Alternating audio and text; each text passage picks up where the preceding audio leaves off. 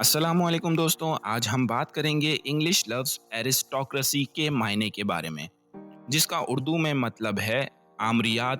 آمریات کا مطلب ہوتا ہے ایسے سماج کا نظام جہاں چند اعلیٰ طبقے کے لوگوں کا کنٹرول اور اثر ہوتا ہے، اور یہ اثر ان کی مالی حالات کی وجہ سے ہو سکتا ہے۔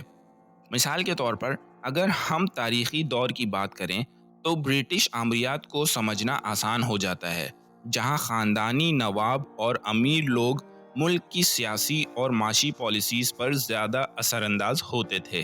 During the 18th century, the aristocracy held most of the power in England.